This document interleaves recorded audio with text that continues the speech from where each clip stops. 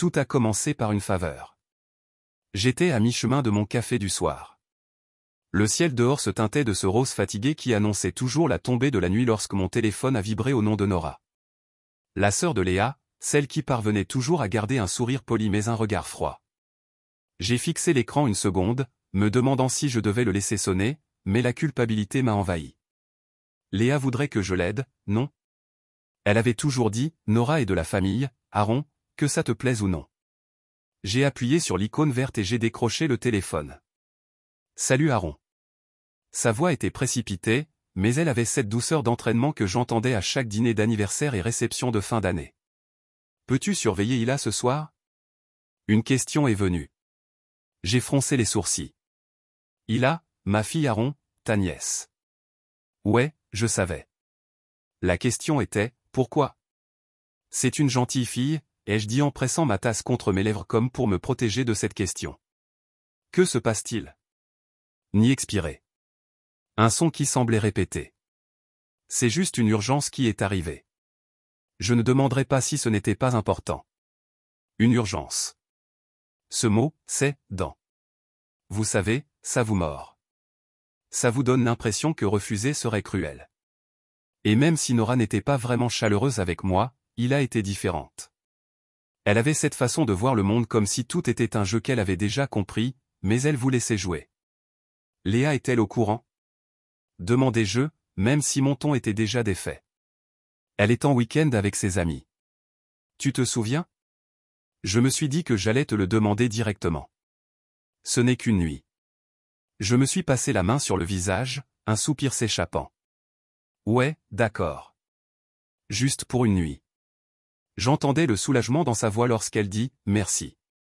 Merci beaucoup, Aaron. » Elle arrive tout de suite. 5 minutes plus tard, on sonnait à ma porte. Je l'ouvris et trouvai Hila debout, un petit sac à dos rose, d'où dépassait une tête de panda en peluche.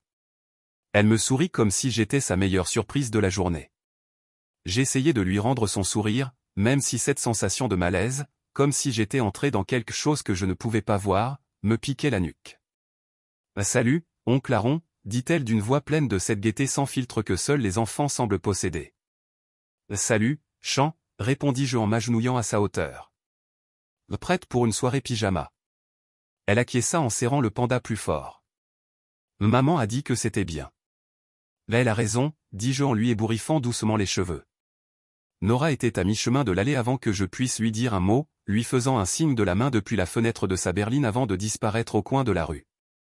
Quelque chose dans cet au revoir me semblait étrange, mais je l'ignorais. Un soir, me suis-je rappelé, rien qu'un soir, nous nous sommes installés assez facilement. Il a sorti ses crayons de couleur de son sac et s'affala sur le sol du salon, m'entraînant dans son univers d'arc-en-ciel, de tournesol et de princesse. J'ai mis un dessin animé et elle a rigolé à chaque blague, même celle qui ne plaisait pas. J'étais émerveillé par la facilité avec laquelle nous étions ensemble. Je nous ai préparé des sandwichs au fromage grillé, brûlés d'un côté comme toujours, et elle les a dévorés comme un repas gastronomique. On a fait passer le tout au lait chocolaté, et elle m'a fait un high-five après, comme si j'avais accompli quelque chose de grand.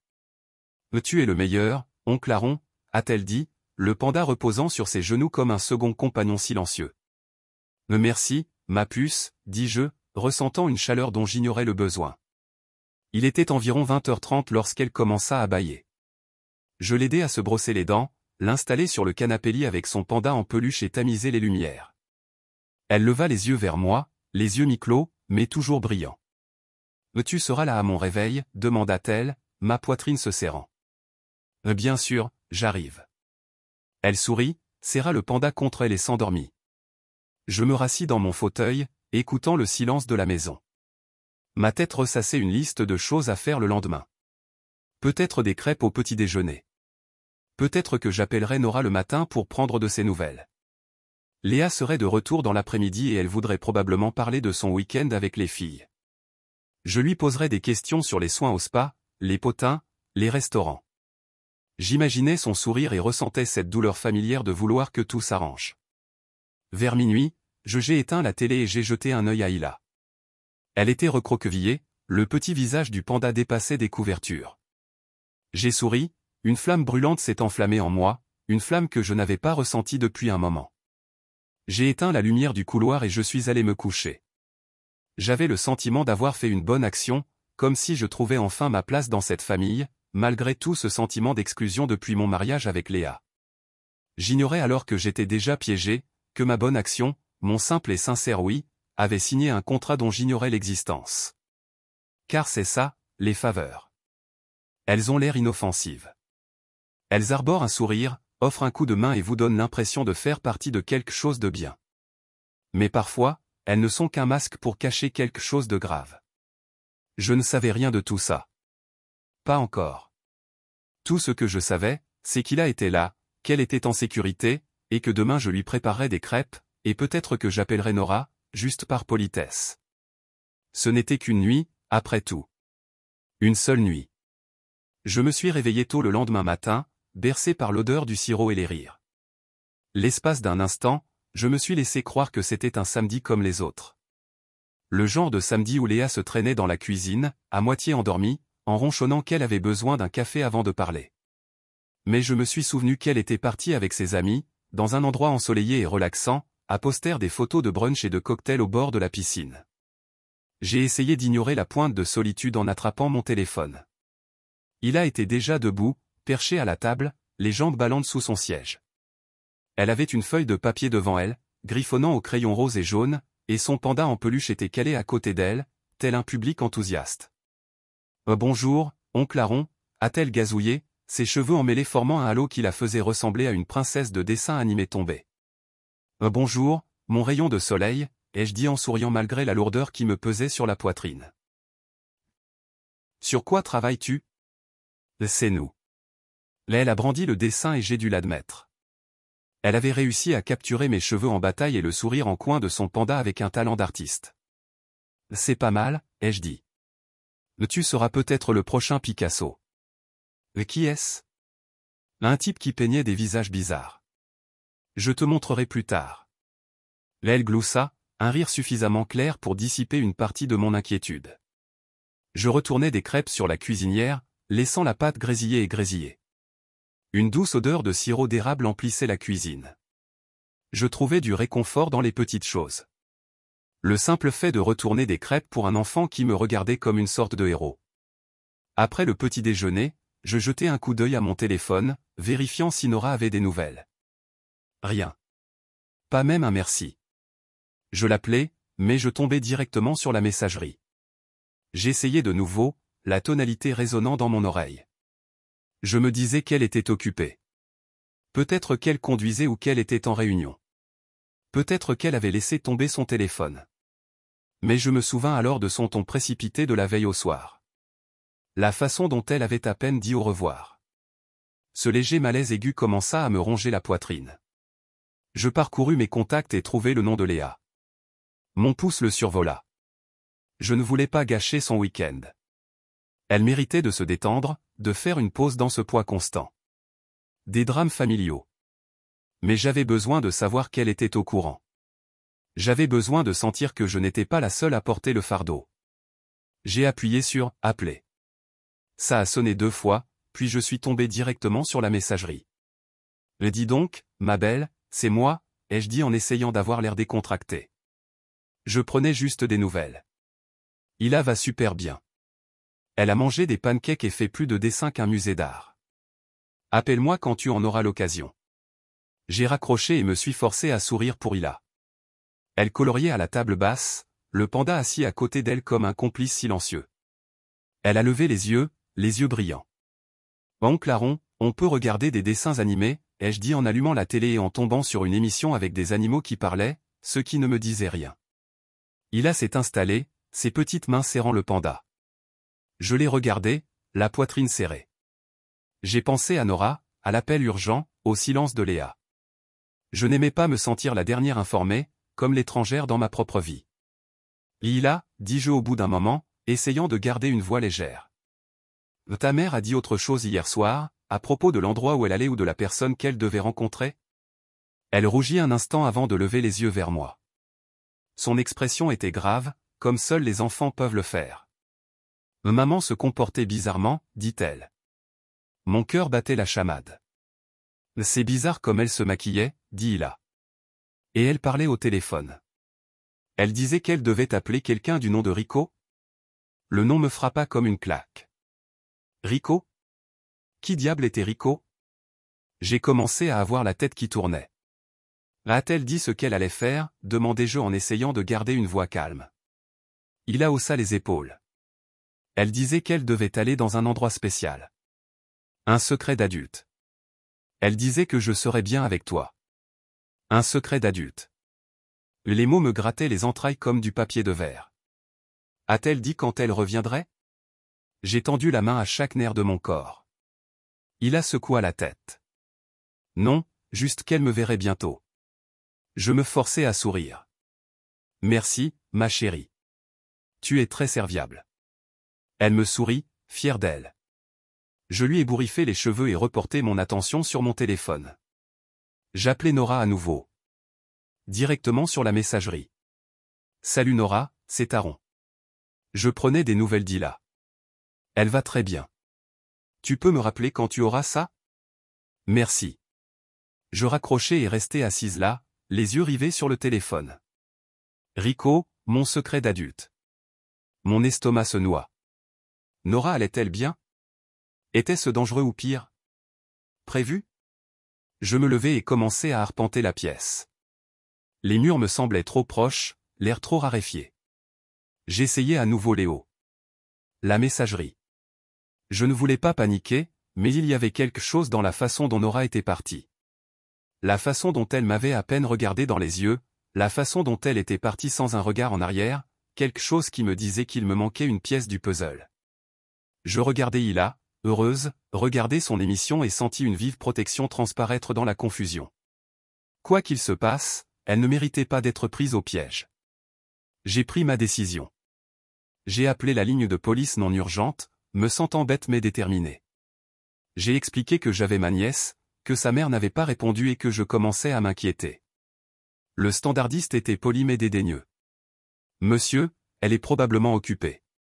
Si elle n'est pas partie depuis 24 heures, on ne peut rien faire.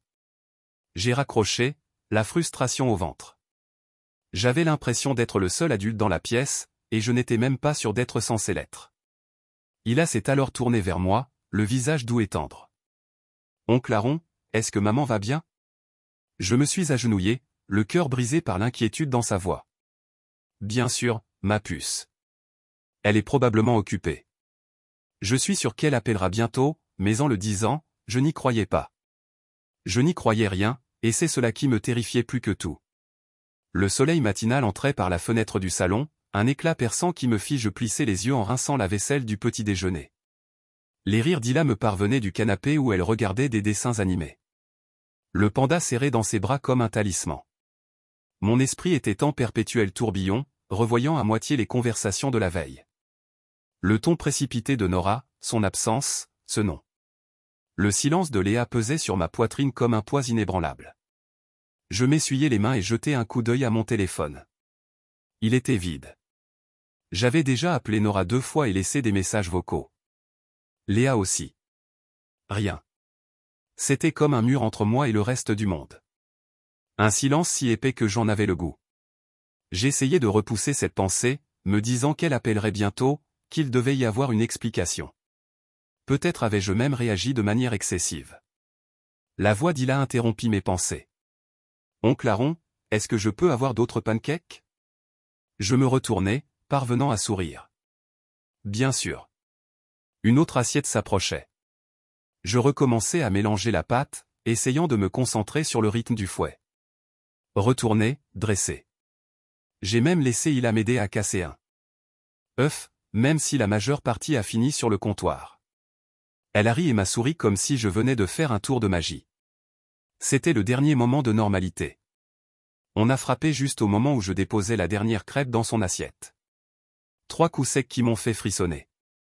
Je ne sais pas pourquoi, mais quelque chose dans ce coup semblait définitif, comme le coup de marteau d'un juge. Il a levé les yeux vers moi, les yeux écarquillés.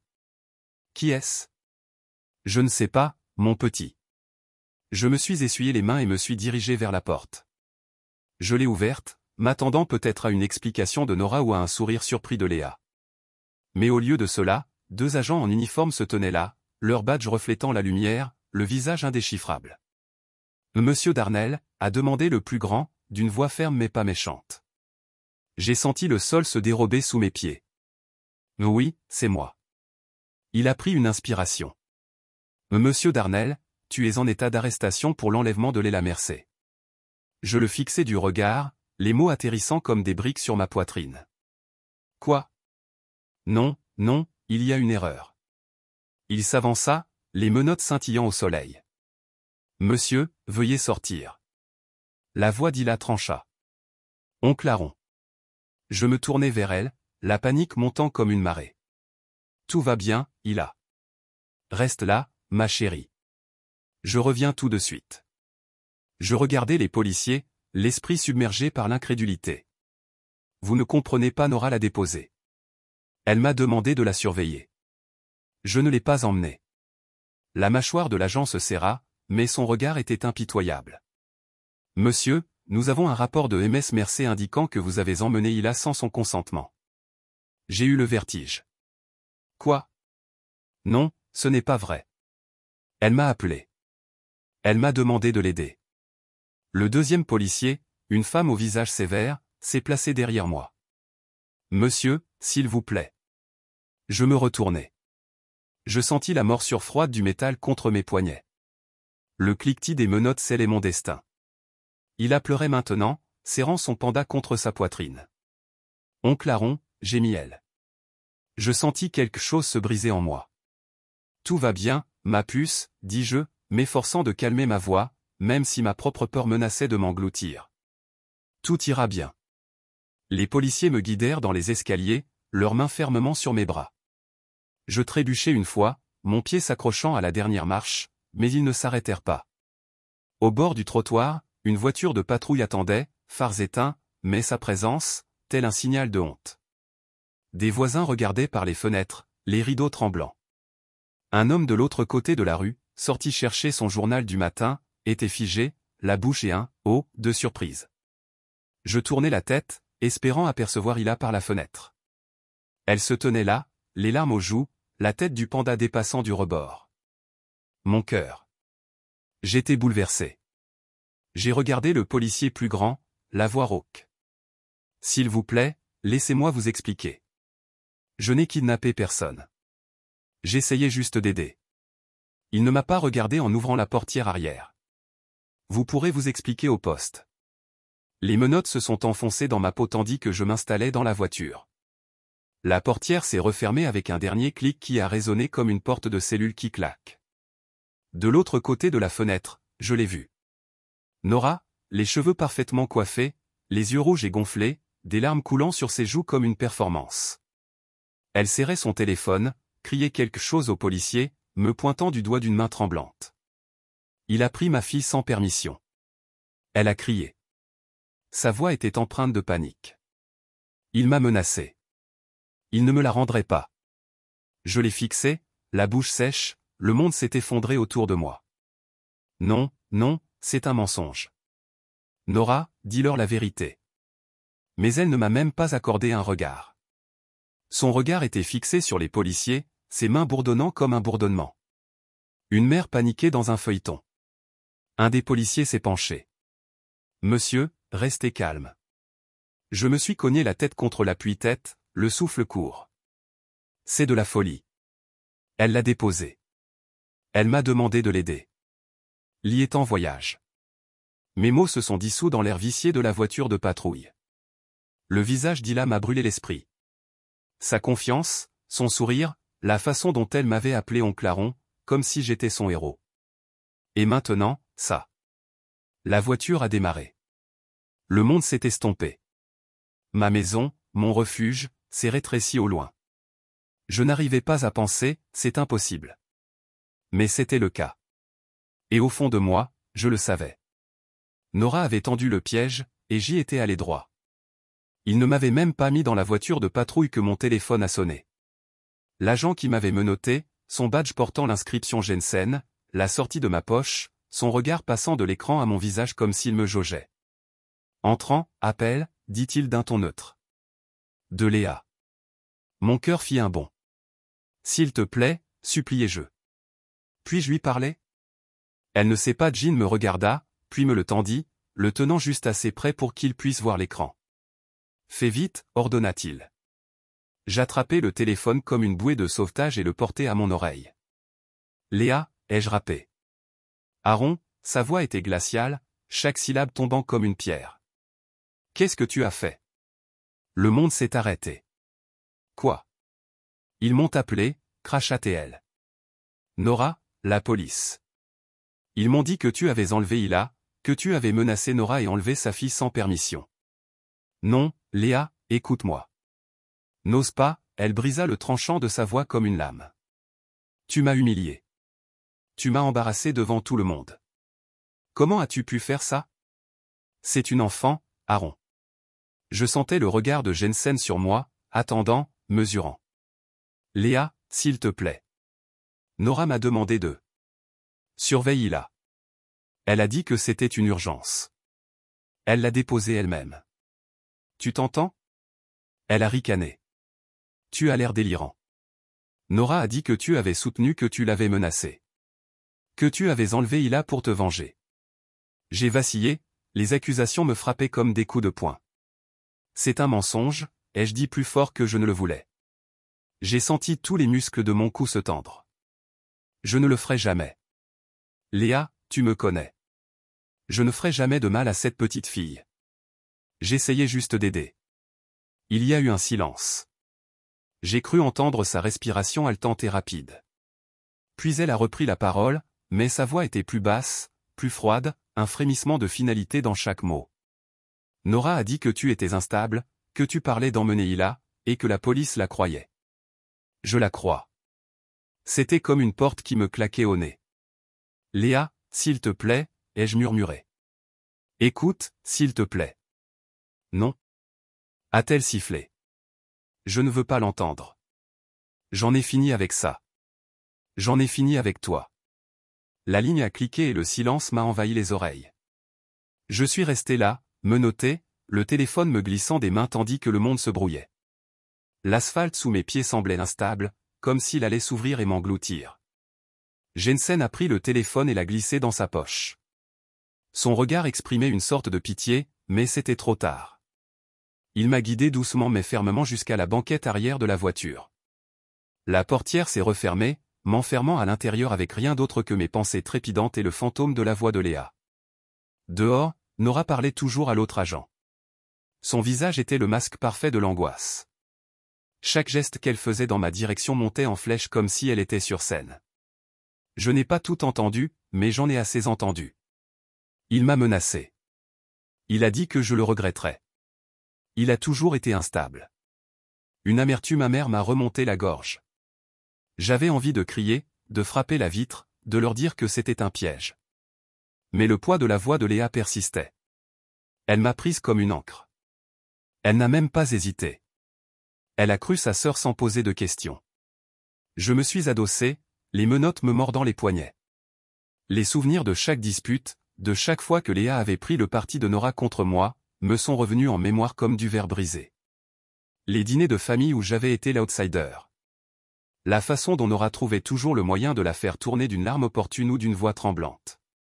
J'ai pressé mon front contre la vitre froide, regardant Nora se retourner, s'essuyant les yeux avec un mouchoir qui contenait probablement plus de mascara que de larmes. Elle ne m'a même pas regardé tandis que l'agent la guidait vers sa voiture. Les voitures de patrouille ont démarré, le moteur grondant comme un jugement. J'ai contemplé le monde défiler dans un flou. Boîte aux lettres, arbres, maison aux rideaux tirés. J'ai pensé au petit visage d'Hila qui regardait par la fenêtre. Les larmes dans ses yeux. La façon dont elle avait serré son panda contre elle et m'avait appelé. Oncle Aaron, les mots ont arraché. Jensen s'éclaircit la gorge depuis le siège avant. Tu auras l'occasion de t'expliquer au poste, dit-il d'une voix basse mais sans amertume. Je me suis forcé à respirer, à me concentrer. C'est une erreur. Je parvins à prononcer ces mots, l'air fragile. Nora m'a piégé. Elle m'a demandé de surveiller Hila. Elle a dit que c'était une urgence. Léa était sortie de la ville. Je n'ai rien fait de mal. Jensen ne répondit pas tout de suite. Il garda les yeux rivés sur la route, la radio grésillant doucement, bavardant en arrière-plan. Finalement, il dit, tu auras l'occasion de parler. Mais tu dois comprendre tout de suite. On n'a que sa parole et l'appel de ta femme. Ma gorge brûlait. Mais Léa ne m'a même pas demandé. Elle l'a juste cru. Elle a peur, dit-il. Et je détestais son air raisonnable. Elle entend probablement des choses qui la font douter de tout. Ça arrive. Je fermais les yeux, luttant contre la colère et la douleur. Mais elle est censée me connaître, murmurai-je. Elle est censée me faire confiance. La voiture a continué son chemin, le monde extérieur continuant sans moi. Je me suis demandé si Léa était déjà en train de faire ses valises, si elle avait appelé ses amis pour leur dire quel monstre j'étais. Je me suis demandé si je lui manquerais. Le poste est apparu. Un bâtiment trapu en briques avec une rangée de voitures de patrouille garées devant. Jinsen a guidé la voiture jusqu'à l'arrêt et est sorti, ouvrant ma portière avec l'aisance experte de quelqu'un qui a fait ça 1000 fois. « Allez, monsieur Darnell », a-t-il dit en m'aidant à sortir. L'air sentait le trottoir humide et le métal froid. Je l'ai suivi à l'intérieur, l'esprit embrumé de souvenirs et de regrets. Tandis qu'il me conduisait dans le couloir, passant devant des policiers qui me fixaient et l'écho de pas, j'ai repensé à la voix de Léa au téléphone. Si prompte à condamner, si prompte à croire au pire. C'est à ce moment-là que j'ai compris. Ce n'était pas de la confusion.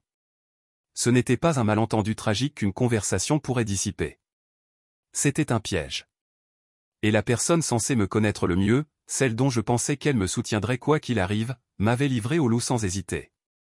Le poste était un labyrinthe de sol en linoleum et de lumière fluorescente crue. Ils m'ont conduite dans une petite salle d'interrogatoire avec une table et 2 chaises. Les murs étaient peints d'un gris si terne qu'il semblait absorber la lumière. L'agent Jensen m'a fait asseoir et m'a détaché, mais ses yeux restaient lasses, comme si je pouvais m'enfuir à tout moment. Je n'avais plus l'énergie de courir. Il m'a donné un gobelet en polystyrène rempli d'eau au goût de produits chimiques et de vieux tuyaux. Mes mains tremblaient en le portant à mes lèvres. Mon esprit était un ouragan d'incrédulité et de trahison. La voix de Léa, les larmes de Nora, le poids de ce mot, kidnapping. J'avais l'impression de couler. Je fixais la table, essayant de reconstituer chaque détail des dernières 24 heures, cherchant désespérément quelque chose qui aurait du sens. J'avais besoin d'une chronologie, d'un fragment de preuve, de n'importe quoi pour prouver que ce n'était pas ce que je pensais. Mais chaque fois que je fermais les yeux, je voyais le visage de Léa dans mon esprit, froid, accusateur, et c'était comme essayer de marcher sur du sable mouvant. La porte s'ouvrit en grinçant et une policière entra avec un sourire doux qui semblait déplacé. Elle tenait un bloc-notes, son regard passant de Jensen à moi. « Monsieur Darnell, je suis l'agent Patel. J'ai juste quelques questions à vous poser. » J'ai hoché la tête, hébété. « D'accord. » Elle s'est assise, son épingle en main. « Vous avez dit que Nora Mercer avait déposé sa fille, Hila, chez vous hier soir. Pouvez-vous décrire la conversation que vous avez eue avec elle ? » J'ai dégluti. Elle m'a appelé. Elle m'a dit qu'elle avait une urgence. Elle m'a demandé si je pouvais garder Hila une nuit. Je pensais que Léa était au courant. Elle n'a rien dit d'autre. Patel a griffonné quelque chose. Avait-elle l'air contrariée ? Nerveuse ? J'ai repensé, le souvenir aussi net que du verre. Elle semblait pressée, comme si elle avait quelque part où aller, mais pas effrayée. Juste déterminée. Patel se pencha en avant. A-t-elle dit où elle allait ? Non, dis-je en secouant la tête. Elle a juste dit que c'était important. J'ai supposé que c'était une affaire de famille. Peut-être avec Léa. Elle hocha la tête. Et a-t-elle dit quand elle viendrait chercher Hila aujourd'hui ? C'était le plan. Patel jeta un coup d'œil à Jensen, puis à moi. Monsieur Darnell, avez-vous déjà menacé Nora ? Mon estomac se retourna. Non, jamais. C'est la sœur de Léa. Nous avons eu des désaccords. Bien sûr, mais rien de tel. Je ne faisais qu'aider. Patel ouvrit la bouche pour répondre lorsque la porte s'ouvrit à nouveau. Un agent en uniforme passa la tête, l'air pressé. Désolé de vous interrompre, madame, mais nous avons quelque chose. Patel se leva et Jensen suivit.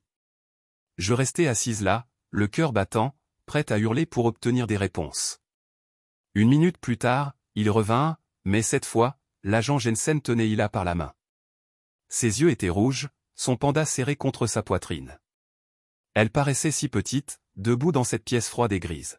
« Et Lila » ai-je murmuré d'une voix rauque. Elle cligna des yeux, les larmes aux yeux. « Oncle Aaron ?» Jensen s'accroupit à côté d'elle. « Ma chérie, peux-tu nous répéter ce que tu as dit à l'agent Thomas ?» Il hocha la tête, la voix tremblante. « C'est maman qui lui a dit de me prendre. » Le temps s'arrêta. Patel se pencha doucement. « Peux-tu me dire exactement ce que maman a dit, ma puce ?» Les petits doigts d'Hila se tordirent dans la fourrure du panda. Elle appela oncle Aaron vendredi soir. Elle demanda, « Tu peux emmener Hila pour le week-end, que je puisse ?» Elle marqua une pause, le visage crispé par la concentration. Elle dit, « Il faut que je disparaisse avec Rico. » La pièce sembla basculer. Je m'agrippai au bord de la table. Rico, encore ce nom. L'épingle de Patel planait au-dessus de son bloc-notes. Maman avait-elle dit autre chose? Il hocha la tête, les larmes coulant sur ses joues. Elle m'embrassa et me dit que c'était un voyage secret entre adultes. Elle me dit que c'était bien pour oncle Aaron. Jensen et Patel échangèrent un regard. Je vis la mâchoire de Jensen se serrer, son regard se poser sur moi, une lueur de doute remplacée par quelque chose qui ressemblait à du regret. Patel posa la main sur l'épaule d'Hila. « Merci, ma puce. Tu as été très courageuse. » Hila me regarda, le regard scrutateur. « Oncle Aaron, ai-je fait quelque chose de mal? » Non, ma puce. Je m'étranglai, la voix étranglée. « Tu as tout bien fait. » Patel me fit un petit signe de tête. « Monsieur Darnell, nous allons interrompre l'interrogatoire. Nous devons faire le point sur certaines choses. » Ils laissèrent sortir Hila, me laissant seul avec mes pensées. La pièce semblait encore plus petite, l'air chargé de vérités non dites. La porte s'ouvrit à nouveau et Jensen revint, l'air sérieux. « Monsieur Darnell, d'après ce qu'Hila vient de me dire, nous allons suspendre toute poursuite. Nous allons examiner la situation de plus près. » Le soulagement m'a envahi si vite que j'en ai eu le vertige. Mais il était aussi mêlé de colère. De la colère contre Nora, contre Léa, contre tout ce gâchis qui avait bouleversé ma vie. « Merci », ai-je murmuré, même si les mots me semblaient insuffisants. Jensen s'est assis, d'un ton plus doux qu'auparavant. Il faudra vérifier les déclarations d'Hila, mais ses propos concordent avec certaines incohérences du rapport de Nora. Il a hésité, puis a ajouté. Nous allons aussi examiner les relevés téléphoniques. Mon souffle s'est arrêté. Les relevés téléphoniques? Jensen a hoché la tête. Nora a prétendu ne pas t'avoir parlé, mais le récit d'Hila suggère le contraire. Si nous pouvons prouver que Nora t'a appelé et a arrangé tout ça, ça change tout. J'ai hoché la tête, le cœur battant. Veuillez tout vérifier. Il m'a fait un petit signe de tête, puis s'est levé. Nous allons aller au fond des choses. Il m'a laissé seul, la porte claquant derrière lui. Je me suis adossé à ma chaise, le poids de la journée passée pesant sur moi comme une pierre. La petite voix d'Hila résonnait encore à mes oreilles. Elle l'avait appelé vendredi soir. Elle m'avait dit de m'emmener. Une lueur d'espoir vacillait dans l'obscurité. Peut-être, juste peut-être, la vérité éclaterait-elle enfin. Et peut-être, juste peut-être, que je n'aurais pas à mener ce combat seul. L'air de la salle d'interrogatoire semblait différent, chargé d'une sorte de possibilité plutôt que de la froide certitude de la culpabilité. J'étais assise là depuis ce qui m'avait semblé des heures. La chaise en plastique bon marché me faisait mal au dos. Mais je m'en fichais. L'adrénaline qui me portait depuis les menottes autour de mon poignet s'estompait, me laissant vide et épuisé. Chaque seconde qui passait était comme un pendule oscillant entre soulagement et appréhension. Le soulagement que quelqu'un me croie enfin, et la crainte que les mensonges de Nora finissent par me noyer.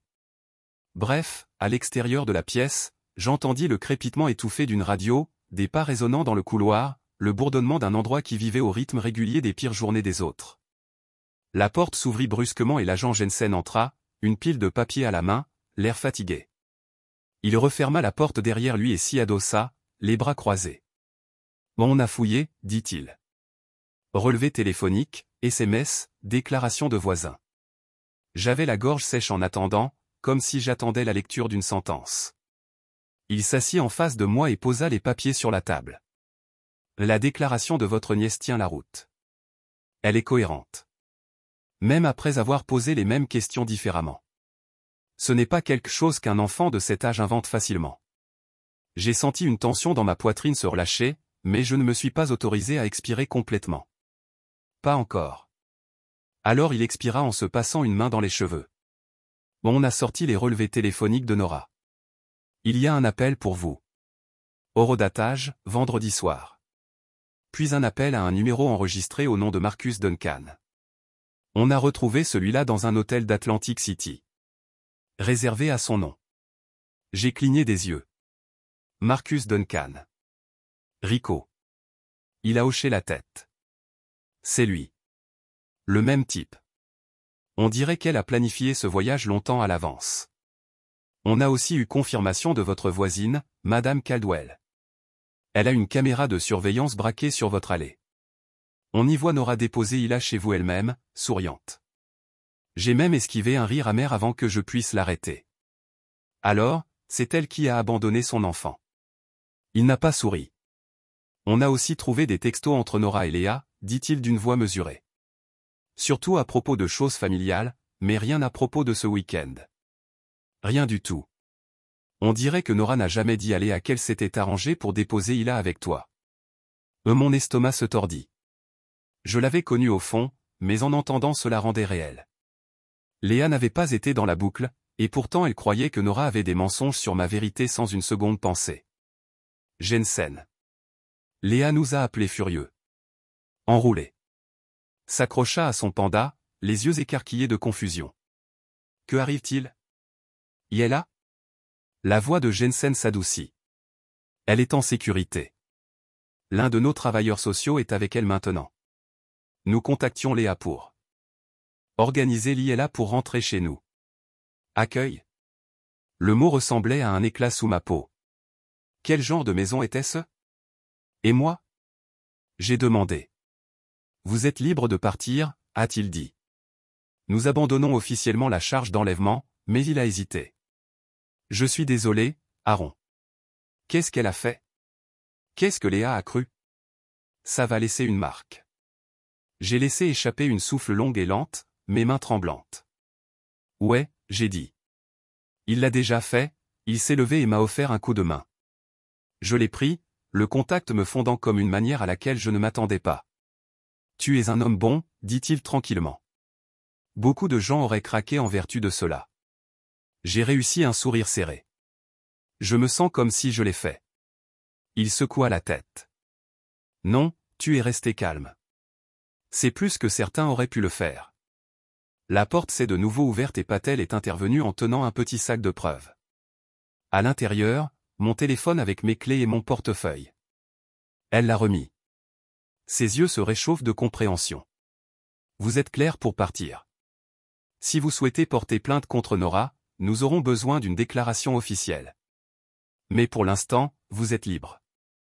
J'ai pris le sac avec un signe de tête. Merci. Elle fit une pause, jetant un coup d'œil à Jensen avant de dire « Lila m'a dit qu'elle voulait dire au revoir. » Si vous êtes d'accord avec ça, ma poitrine se serra. Ouais, j'aimerais ça. Elle m'a conduit dans le couloir vers une petite pièce avec des jouets éparpillés sur le sol et un canapé poussé contre le mur. Hila était assise là, panda sur ses genoux, ses yeux éclairant au moment où elle m'a vu. « Oncle Aaron » cria-t-elle, se précipitant sur le canapé. Je me suis agenouillé juste à temps pour l'attraper alors qu'elle jetait ses bras autour de mon cou. « Hé, princesse » murmurai-je, la serrant serrée. « Mais tu as fait tellement de bien. » Toi, je ne voulais pas leur dire. Elle a dû le faire. Hocha la tête avec les larmes se sont débattues. Derrière elle. Entrée dans la lumière du soleil qui semblait trop brillante, trop normale. Je ne savais pas ce que demain apporterait. Mais je savais une chose à coup sûr. Les mensonges craquaient et la vérité, aussi laide, était enfin à la lumière. J'espérais juste que j'étais assez fort pour gérer ce qui est venu ensuite.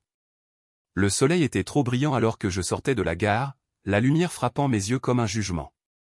Je clignais des yeux contre l'éblouissement, ressentant le poids de chaque étape sur le trottoir, comme si le monde lui-même testait ma détermination. J'avais été libéré.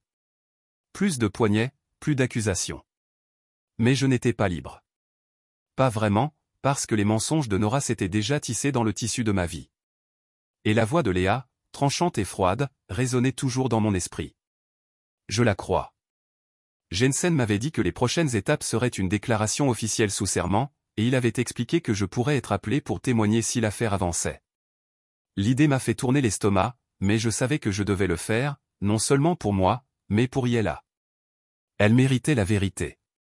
Quand j'ai atteint le palais de justice, le bâtiment se profile sur moi comme un monument froid et sans rime à la justice.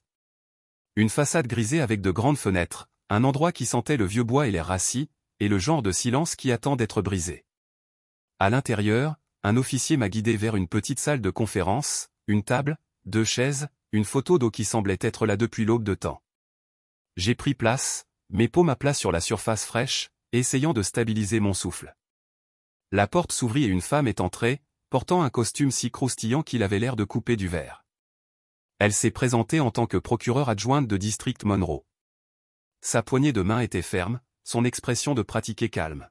« Monsieur Darnell », a-t-elle dit, glissant un enregistreur à travers la table. « Nous devons documenter votre déclaration sous serment. Il s'agit de s'assurer que tout est enregistré alors que nous préparons les accusations contre Nora Mercer. » J'ai hoché la tête, sentant que mon cœur recommence à courir. « Bien sûr. » Elle a appuyé sur le bouton d'enregistrement, sa voix stable. « Veuillez indiquer votre nom complet pour le record. » « Aaron James Darnell », j'ai répondu, ma propre voix sonore étrangère à l'étranger. « Comprenez-vous que vous faites cette déclaration sous serment et que toute fausse déclaration pourrait être soumise à des accusations de parjure ? » « Oui », j'ai dit. « Je comprends. Veuillez me dire dans vos propres mots ce qui s'est passé le soir de vendredi. » J'ai pris une respiration et je me suis lancé dedans. Chaque détail dont je me souvenais. L'appel téléphonique de Nora, sa voix se précipita mais polie, la façon dont elle avait dit que c'était une urgence. Je lui ai parlé du sac à dos rose d'Hila, son panda en peluche, la façon dont elle m'avait souri comme elle venait de gagner à la loterie. J'ai décrit comment Nora avait à peine dit au revoir, comment elle avait chassé comme si elle avait hâte d'être ailleurs. Le stylo d'Ada Monroe a volé à travers la page, ses yeux qui m'échappent de temps en temps. A-t-elle déjà mentionné où elle allait ? Non, j'ai dit qu'elle venait de dire que c'était important. Et à tout moment avez-vous refusé de retourner Yella à sa mère ? Ma voix a craqué. Non, je ne ferai jamais ça. Je l'ai appelée le lendemain matin pour m'enregistrer, mais elle n'a pas répondu. Le front de Monroe sorta. Vous a-t-elle déjà rappelé ? J'ai secoué la tête. Non, j'ai appelé Léa aussi. Aucune réponse. Elle se pencha légèrement en arrière. Nous avons des dossiers montrant que Nora a appelé votre femme tôt samedi matin, alléguant que vous aviez pris sa fille sans consentement. J'ai serré ma mâchoire. Je ne savais même pas qu'elle avait déposé un rapport jusqu'à ce que la police se présente à ma porte. Monroe hocha la tête, ses yeux se ramollissent. Nous avons également des dossiers téléphoniques montrant qu'elle vous a appelé vendredi soir, vous demandant de regarder Yella. Le soulagement a pulsé à travers moi, mais il était emmêlé de colère. Alors pourquoi a-t-elle menti ? Monroe saillait, une lassitude dans ses yeux. D'après ce que nous pouvons reconstituer, elle a prévu un voyage avec un homme du nom de Marcus Duncan, alias Rico. Elle a réservé un hôtel à Atlantic City. Elle voulait Yella à l'écart, et malheureusement, vous étiez pratique. J'ai senti que les mots m'installaient comme un plomb. J'essayais juste d'aider, murmurai-je. Le regard de Monroe était stable. Je sais. Et maintenant, vous nous aidez à éclairer la vérité. Elle a posé plus de questions sur la chronologie, les conversations, la façon dont Léa avait réagi lorsqu'elle m'a appelé. Je lui ai tout dit. Comment Léa avait cru sa sœur sans hésitation, comment elle m'avait accusé avant même d'entendre mon côté. Chaque mot se sentait comme une incision, tranchant les vieilles blessures ouvertes. Quand j'avais fini, Monroe a éteint l'enregistreur et s'est assis en m'étudier. Monsieur Darnell, votre déclaration s'aligne sur les preuves que nous avons collectées jusqu'à présent. Nous préparons les accusations contre Nora Mercer pour avoir déposé un faux rapport et obstruction à la justice. Nous pouvons également poursuivre la mise en danger des enfants, selon la façon dont l'enquête se déroule. Bien, dis-je, ma voix comme le gravier. Elle a mis Hila par l'enfer. Et moi aussi, les yeux de Monroe s'adoucissaient. Je suis désolé que cela vous soit arrivé. Parfois, les personnes en qui nous avons le plus confiance peuvent nous blesser les plus profondes. J'ai hoché la tête, avalant la douleur dans ma gorge. Ouais, j'ai appris ça à la dure. Elle se leva, rassemblant ses papiers. Bien être en contact de toutes les dates judiciaires. Étage M. Darnell? Elle s'arrêta à la porte, son expression douce. Vous avez fait la bonne chose en vous avançant. Après son départ, je me suis assis là seul pendant un moment, la pièce silencieuse, mais pour le léger bourdonnement de lumière fluorescente. J'ai pensé à la petite main d'Ila dans la mienne. Sa confiance si fragile et pourtant incassable. J'ai aussi pensé à Léa. À quelle vitesse elle s'était retournée contre moi. La facilité avec laquelle elle a cru l'histoire de Nora sur la mienne. Dans ce silence, je me suis promis. Quoi qu'il arrive ensuite, quoi que Léa ait décidé de faire, quoi que Nora ait essayé de tourner, je supporterai mon terrain parce que la vérité a finalement permis les mensonges. Et pour la première fois dans ce qui ressemblait à jamais, je n'avais pas peur de la lumière. J'ai quitté le palais de justice avec une douleur froide dans ma poitrine, comme si quelqu'un m'avait ouvert et avait pris quelque chose que je ne savais même pas que je pouvais perdre. Le soleil commençait à plonger vers l'horizon, tachant le monde dans cet orange mal à l'aise qui ressemblait toujours à un avertissement. J'ai accroché les papiers qu'Ada Monroe m'a donnés, des copies de ma déclaration, une liste de contacts au cas où j'aurais besoin de soutien, et je suis monté sur le trottoir comme un homme qui venait de ramper hors d'un champ de bataille. Ils ont abandonné les accusations comme Jensen l'avait dit, mais l'exonération ressemblait à une victoire creuse. J'étais entré dans cela avec une nièce qui m'a vu comme un héros et une femme qui, même dans nos moments les plus difficiles, je pensais au moins me donner le bénéfice du doute. Maintenant, j'étais un homme avec un dossier propre, mais une vie brisée, ma confiance à gratter par la seule personne qui aurait dû se tenir à côté de moi. Le texte de Léa était passé pendant que j'avais fait ma déclaration. Je ne l'avais pas encore ouvert, mais j'avais vu l'aperçu. Je suis désolé. Je ne savais pas. J'étais confus. Confus. Je laisse le mot rouler dans ma tête. Ces coins pointus me coupant de l'intérieur. Confus. La confusion oublie où vous avez quitté vos clés ou mélangé les jours de la semaine. La confusion ne croit pas le pire de la personne que vous avez promis de rester sans demander son côté de l'histoire. Mes mains tremblaient en sortant mon téléphone et en regardant l'écran.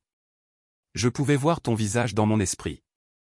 La façon dont sa bouche se pinçait quand elle était en colère, la façon dont ses yeux se sont froids quand je les détestais.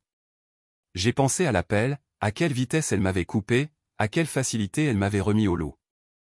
Je voulais jeter le téléphone dans la rue pour l'enterrer et tout ce qu'il représentait. Au lieu de cela, je l'ai déverrouillé et ouvert son message. Je suis désolé. Je ne savais pas. J'étais confus. Veuillez m'appeler. Je l'ai lu 3 fois, chaque passe drainant un peu plus d'amertume qui m'avait maintenu debout au cours des dernières 24 heures, mais la douleur est restée. Je ne l'ai pas appelé.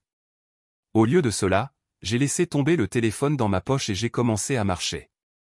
La ville qui m'entoure bourdonnait de son mélange habituel de trafic, de conversations et de rires qui semblaient trop éloignés, comme un monde auquel j'appartenais autrefois, mais je ne le faisais plus. Quelque part en cours de route, je me suis retrouvé dans un petit parc près de notre complexe d'appartements. Les bancs étaient altérés, la peinture s'écaillant des années de soleil et de pluie. Je m'assis, les coudes sur mes genoux et laisse le silence s'installer sur moi comme une couverture. Mon esprit est retourné au moment où j'avais rencontré Léa pour la première fois. La façon dont elle avait ri de quelque chose de stupide que j'avais dit. La façon dont ses yeux s'étaient allumés comme si j'avais retourné un interrupteur que personne d'autre n'avait trouvé. J'avais pensé que c'était l'amour, une étincelle qui pouvait résister à n'importe quoi. Je pensais que l'amour serait suffisant pour nous faire traverser des combats, à travers des drames familiaux, à travers les bords rugueux de la vraie vie. Mais debout dans cette salle d'interview, entendant sa voix au téléphone alors qu'elle me condamnait sans hésitation, il avait arraché quelque chose d'essentiel, et aucune quantité d'excuses ou de confusion ne le collera ensemble. Une brise a brouillé les feuilles au-dessus. J'ai regardé un père pousser sa fille sur les balançoires, ses rires flottant dans les airs comme de la musique. Mon cœur se tordit à côté d'eux, à l'innocence dans ses yeux. La voix d'Ila résonna dans ma tête. « Oncle Aaron, tu seras là quand je me réveillerai ?» Cette confiance, si pure et inébranlable, m'avait finalement sauvé. Mais cela m'avait aussi coûté. Parce qu'en la protégeant, j'avais regardé mon mariage se séparer en temps réel. La trahison de Léa ne faisait que douter de moi. Il s'agissait de choisir un mensonge sur l'homme qu'elle avait promis d'aimer. Mon téléphone bourdonne à nouveau. Un autre message de Léa. « Aaron, s'il vous plaît. » Je ne savais pas quoi penser. Nora pleurait. Je ne savais pas qui croire. J'ai éteint l'écran et j'ai laissé le téléphone glisser de ma main vers le banc. La vérité était que je savais toujours qui Léa croirait. Nora avait toujours eu cette façon de bâcler les gens à ses côtés, de se faire le centre de l'histoire, peu importe à quel point c'était tordu. Et Léa, Léa avait toujours besoin de choses pour être simple, soignée, bien rangée, facile à expliquer. J'ai regardé le sol, mes doigts traçant les fissures dans le béton. Je voulais lui pardonner.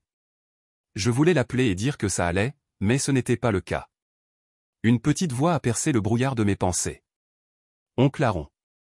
J'ai levé les yeux, le cœur dans ma gorge. Hila se tenait là, serrant son panda, les yeux écarquillés et cherchant.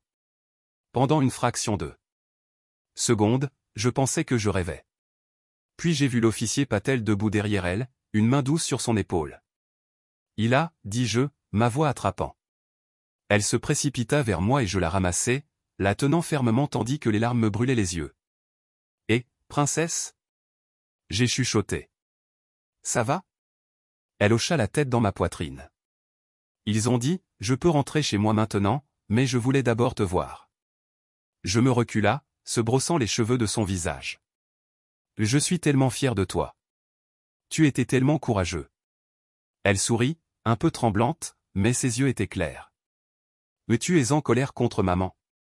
La question m'a poignardé.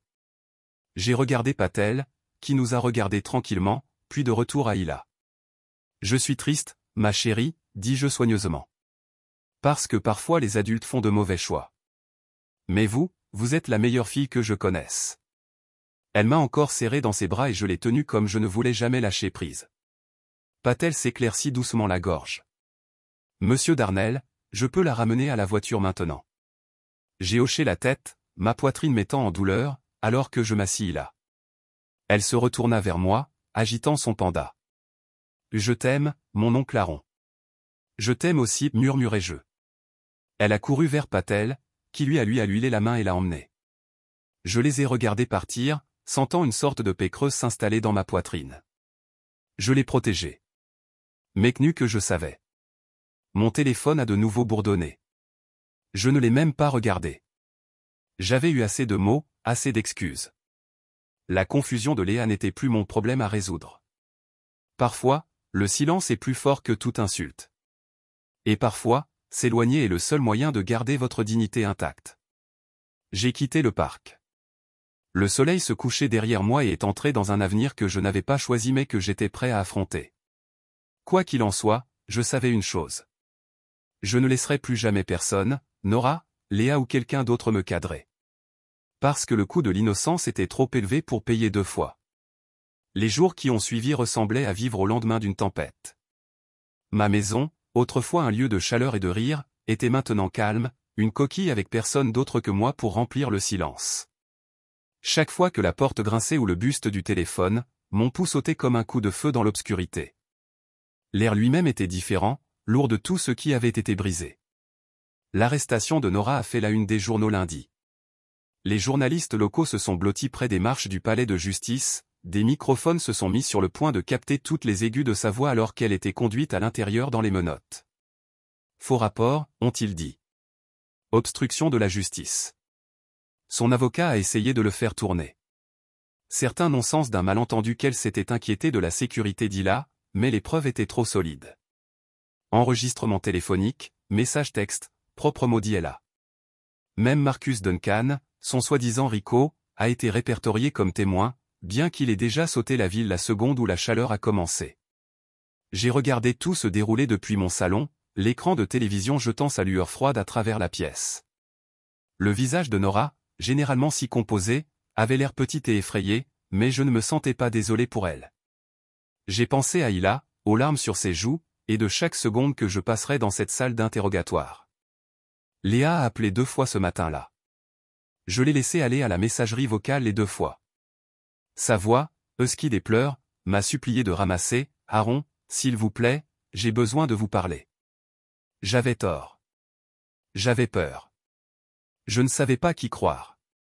J'ai fermé les yeux, essayant de repousser le son de sa voix, mais ça est resté avec moi, rongeant les bords de mon cœur. Dans l'après-midi, j'ai entendu frapper à ma porte. Ma poitrine s'est resserrée. Pendant un moment, j'ai pensé que c'était peut-être Léa, je viens plaider en face à face. Mais quand je l'ai ouvert, il y avait Jensen, son uniforme aussi net que jamais, ses yeux stables. Monsieur Darnell, dit-il, son ton formel, mais pas méchant. Ça vous dérange si je viens? Je me suis écarté, le faisant en signe. La maison se sentait plus froide avec lui, comme l'uniforme avait porté le froid de la gare avec lui. Il s'assit en face de moi à la table de la cuisine, pliant ses mains. Le Times Léa avait défendu Nora. La façon dont elle avait toujours cru son côté de l'histoire sans un deuxième coup d'œil au mien. Je me souvenais de chaque dîner où la voix de Nora avait porté la conversation. Léa s'accroche à chaque mot, moi jouant le personnage d'arrière-plan. Mais maintenant, le personnage d'arrière-plan était devenu le rôle principal d'une histoire qu'aucune d'entre elles ne s'attendait. Je n'étais pas celui qui a menti, qui a abandonné un enfant, qui a détruit une famille. Nora l'avait fait. Et Léa. Elle s'était tenue du mauvais côté de cette ligne et n'avait même jamais pensé à le remettre en question. Le lendemain, Léa s'est présentée à la porte. Je n'ai pas répondu au début, je me tenais juste là à la regarder à travers le trou de piqûre, ses cheveux s'emmêlaient et ses yeux rouges. Elle frappa à nouveau, plus douce cette fois, comme si elle avait peur qu'elle puisse briser la porte. Et peut-être qu'elle l'était. Aaron, appela-t-elle, sa voix craquant. Et s'il vous plaît, ouvrez la porte. J'ai fermé les yeux, j'ai inspiré une profonde inspiration et j'ai tourné le bouton. Elle avait l'air plus petite que je ne m'en souvenais. Son maquillage était tampon, le tourne sous ses yeux assez profondément pour maintenir toute la culpabilité qu'elle ressentait. Aaron, murmura-t-elle, sa voix tremblante. Je suis désolé. Je ne savais pas. J'avais tellement peur. Léonora, je levai une main. Ne pas, tressaillit-elle. Je sais que tu avais peur, dis-je, ma voix étonnamment stable. Mais tu ne m'as même pas demandé. Tu l'as juste cru. Tu ne m'as même pas donné l'occasion d'expliquer. Des larmes ont renversé ses joues. J'étais tellement confus. Elle m'a appelé en pleurant. Elle a dit, vous aviez prié là. J'ai pensé, tu pensais que j'en étais capable? Je coupe, ma voix plus nette maintenant. Tu pensais que je volerais un enfant. Et pas n'importe quel enfant, ta nièce. Tu pensais que j'étais ce genre d'homme. Elle secoua la tête frénétiquement. Non, je ne l'ai pas fait. Tu l'as fait, dis-je plus doucement maintenant. Parce que c'est qui tu es vraiment, Léa. Vous croyez le pire des gens qui vous aiment. Vous préférez faire confiance à un menteur avec une bonne histoire que l'homme qui se tient à vos côtés. Elle tendit la tenue pour moi, ses doigts tremblants. Aaron, s'il vous plaît, nous pouvons résoudre ce problème. Je ferai n'importe quoi. Thérapie. Conseil. Je me suis reculé, l'espace entre nous se sentant soudainement comme un canyon. Je ne veux pas réparer ça, Léa, car ce n'est pas cassé. C'est parti. Sa bouche s'ouvrit, les yeux écarquillés de panique. Aaron, s'il vous plaît. J'ai secoué la tête. Je ne peux pas. Je ne le ferai pas. Elle s'effondrera puis là sur mon porche, des larmes coulant sur son visage. Je l'ai regardé, sentant les derniers liens entre nous, je pensais à la petite voix régulière d'Ila. Oncle Aaron, serez-vous ici quand je me réveillerai? Et je savais que je devais être l'homme qu'elle croyait. Je ne pouvais pas être l'homme que Léa m'a vu comme celle qu'elle doutait, celle qu'elle avait abandonnée avec un seul appel téléphonique. J'ai fermé doucement la porte, laissant Léa de l'autre côté. Ses sanglots m'ont suivi dans la maison, mais je n'ai pas fait de retour. Parce qu'à la fin, qui nous sommes vraiment n'est pas décidé dans les moments où nous nous tenons dans la lumière. Mais dans les moments où tout le monde crie des mensonges, et nous choisissons de nous tenir dans la vérité. Et je savais qui j'étais maintenant. J'étais l'homme qui croyait à l'innocence, même quand cela me coûtait tout. Et je continuerai de rester dans cette vérité, peu importe à quel point il était sombre. Je me suis réveillé dans une maison tranquille qui ressemblait plus à un refuge qu'une prison. Pour la première fois dans ce qui ressemblait à des semaines, je n'ai pas senti l'air appuyé sur moi ou le poids des accusations qui avaient renversé ma vie. Au lieu de cela, il y avait un calme, un vide qui se sentait gagner plutôt que voler. La lumière qui coulait à travers la fenêtre était douce, un or pâle qui faisait allusion à une journée pleine de possibilités. Je me laisse l'apprécier juste un instant avant de balancer mes jambes sur le côté du lit et de planter mes pieds sur le sol en bois frais. Il n'y avait pas de Léa dans la cuisine, pas de parfum de son café, pas de conversation al finish suspendu dans les airs. J'ai ouvert le réfrigérateur et j'ai trouvé le carton d'œufs, le pain que j'avais acheté pour les sandwichs toujours là où je les avais laissés. J'ai cuit en silence, laissant les rythmes familiers du petit déjeuner, fissures, grésiller, toast, stabiliser ma respiration. Mon téléphone a bourdonné sur le comptoir. C'était à partir d'un numéro inconnu, mais je savais qui c'était avant même de lire le message. Et, mon oncle Aaron. C'est là. Je t'ai tiré quelque chose. Maman a dit, je peux l'apporter quand je te vois. J'espère que tu vas bien. Amour, Hila et Panda. J'ai senti quelque chose de chaud ouvrir dans ma poitrine. Cette petite fille, si courageuse, si honnête, m'avait sauvé d'une manière qu'elle ne comprendrait jamais. J'ai tapé, j'ai hâte de le voir. Je vais bien. Je t'aime aussi. Après le petit déjeuner, j'ai tiré sur ma veste et je suis sorti. L'air sentait la pluie, propre et tranchante. Quelques voisins m'ont donné des regards curieux en passant. Leur visage un mélange de soulagement et d'embarras, comme s'ils retenaient leur souffle, attendaient la vérité. Je leur ai hoché la tête, une reconnaissance silencieuse que tout était ouvert maintenant. Je ne suis pas allé loin, juste jusqu'au petit parc au coin de la rue, celui avec les balançoires. Hila m'avait toujours supplié de la pousser. Je me suis assis sur un banc et j'ai regardé l'éolien poursuivre les feuilles, laissant le silence s'installer autour de moi. La trahison de Léa avait laissé une cicatrice, mais cela m'avait également donné de la clarté. L'amour n'était pas une confiance aveugle. Il a été gagné. Et Léa m'avait montré exactement à quel point sa confiance était fragile. Je n'étais plus en colère, je viens de finir. Mes pensées ont dérivé à Nora. Elle était sous caution maintenant, attendant sa date d'audience. Je ne savais pas ce que son avenir tenait. Service communautaire, peut-être la thérapie, mais ce n'était plus ma préoccupation. Elle avait fait ses choix, et maintenant elle devait vivre avec eux. Une petite voix a interrompu mes pensées. Oncle Aaron.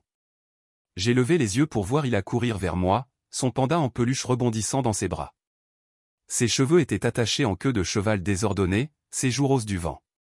Elle a dérapé à s'arrêter devant moi, souriant comme si elle venait de découvrir un trésor secret. Et, princesse, dis-je, mon cœur sous le vent. Elle tendit un morceau de papier plié. J'ai fait ça pour toi. Je l'ai pris soigneusement et je l'ai déplié. C'était un dessin de nous, d'elle et de moi sur les balançoires avec le soleil brillant et un arc-en-ciel au-dessus. Elle avait écrit en grandes lettres inégales. Oncle Aaron est mon héros. Ma gorge se resserra. C'est incroyable, Hila. J'adore ça. Elle rayonna. Maman dit que vous êtes le meilleur oncle. J'ai rencontré ses yeux stables et sans faille. Votre maman apprend certaines choses. Dis-je doucement. Elle hocha la tête comme si elle comprenait plus qu'elle ne devrait. Elle a dit désolé. Elle a dit qu'elle avait tort. Je l'ai tirée dans un câlin, la tenant fort. C'est bien, ma chérie. C'est vraiment bien. Quand je l'ai laissée partir, elle m'a regardé avec ce curieux regard que les enfants ont. Celui qui voit plus que les adultes ne le font. Tu vas et que maman va aller bien? J'ai hésité, puis j'ai secoué la tête. Je pense que maman et moi allons être différents maintenant. Mais cela ne signifie pas que je ne serai pas là pour vous. Je serai toujours là. D'accord? Elle hocha la tête solennellement. Promesse? Promesse? Dis-je en tenant mon petit doigt. Elle a accroché la sienne autour du mien et a serré. L'officier Patel se tenait à quelques mètres de là, nous donnant de l'espace, mais regardant avec un doux sourire. Elle avait été la seule à apporter à Liela aujourd'hui, une partie de l'arrangement du tribunal, tandis que la situation familiale a été réglée. Patel s'est approché et m'a donné un signe de tête. Monsieur Darnell, nous aurons des visites supervisées pour le moment, mais avec tout ce qui apparaît, je pense que le tribunal allons bientôt permettre un temps régulier. Liela a été cohérente. Elle veut être avec toi. J'ai souri, un soulagement me lavant comme la lumière du soleil qui se brise à travers les nuages. Merci, officier Patel. Vraiment, elle a rendu le sourire. Tu es un homme bon, monsieur Darnell. Il a la chance de vous avoir. Merci, je l'ai encore dit, ma voix épaisse. Patel a donné à Hila une douce tape sur l'épaule. Il est temps d'y aller, ma chérie. Hila a enroulé ses bras autour de moi une fois de plus. Je t'aime, mon oncle Aaron. Je t'aime aussi, princesse. J'ai chuchoté dans ses cheveux alors qu'elle s'éloignait avec Patel. Je l'ai regardé partir, mon cœur plein, mais aussi calme. J'avais appris quelque chose à travers tout cela. La famille n'était pas une question de sang ou de nom de famille. Il s'agissait des gens qui se tenaient à côté de vous lorsque le monde s'écrasait. Il s'agissait de ceux qui n'avaient pas besoin d'être convaincus de votre valeur car ils l'ont déjà vu. Nora avait essayé de m'encadrer, de déchirer ma vie avec ses mensonges. Léa l'avait laissé, mais elle a dit la vérité quand personne d'autre ne le ferait. Et c'est ce qu'était la vraie famille. Je rentre à la maison lentement, la brise de mon dos. Je savais que la route à venir ne serait pas facile. Documents de divorce, date judiciaire, conversation maladroite avec les voisins. Mais je savais aussi que je n'étais pas seul. Hila avait tiré un arc-en-ciel sur nous sur cette image. J'ai pensé que c'était sa façon de dire que la tempête était terminée. Peut-être, juste peut-être, elle avait raison.